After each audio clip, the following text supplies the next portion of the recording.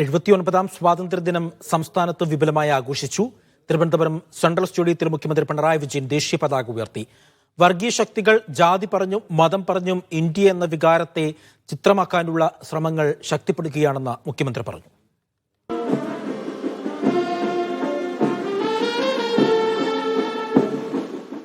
രാവിലെ 9 മണിക്ക് തിരുവനന്തപുരം സെൻട്രൽ സ്റ്റേഡിയത്തിലെത്തിയ മുഖ്യമന്ത്രി പിണറായി വിജയൻ ദേശീയ പതാക ഉയർത്തി സ്വാതന്ത്ര്യദിന ആഘോഷങ്ങൾക്ക് തുടക്കം കുറിച്ചു.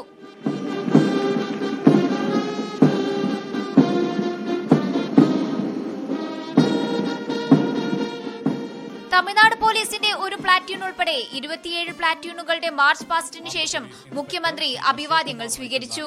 വർഗീയതയുടെ ശക്തികൾ ജാതി പറഞ്ഞും മതം പറഞ്ഞും ഇന്ത്യ എന്ന വികാരത്തെ ഇല്ലാതാക്കാനുള്ള ശ്രമങ്ങൾ ശക്തിപ്പെടുത്തി വരികയാണ്. ഇതിനെ ഒറ്റ മനസ്സായി ചെറുത്തു തോൽപ്പിക്കാൻ കഴിയണമെന്ന് മുഖ്യമന്ത്രി പറഞ്ഞു. വർഗീയതയുടെ ശക്തികൾ ജാതി പറഞ്ഞും മതം പറഞ്ഞും ഇന്ത്യ എന്ന വികാരത്തെ ഛിദ്രമാക്കാനുള്ള ശ്രമങ്ങൾ ശക്തിപ്പെടുത്തി വരുന്നു. ഇതിനെയെല്ലാം എല്ലാ വേർതിരിവുകൾക്കും അതീതമായി ഒറ്റ മനസ്സായി ചെറുത്തു തോൽപ്പിക്കാൻ നമുക്ക് കഴിയണം. വിശിഷ്ട സേവനത്തിനുള്ള രാഷ്ട്രപതിയുടെ പോലീസ് മെഡലുകൾ അടക്കം സർവീസ് മെഡലുകളും അവാർഡുകളും മുഖ്യമന്ത്രി സമ്മാനിച്ചു. തുടർന്ന് NCC അശ്വാരൂഢ സേനയുടെ അഭ്യാസങ്ങളും അരങ്ങേറി.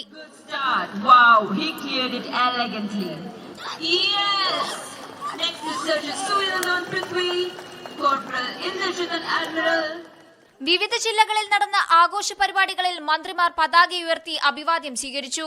നിയമസഭാ സമുച്ചയത്തിൽ സ്പീക്കർ AN ഷംസീർ പതാക ഉയർത്തി. തിരുവനന്തപുരം ഡിവിഷൻ സതേൺ റെയിൽവേയും സ്വാതന്ത്ര്യദിനം ആഘോഷിച്ചു. മീഡിയ 1 തിരുവനന്തപുരം.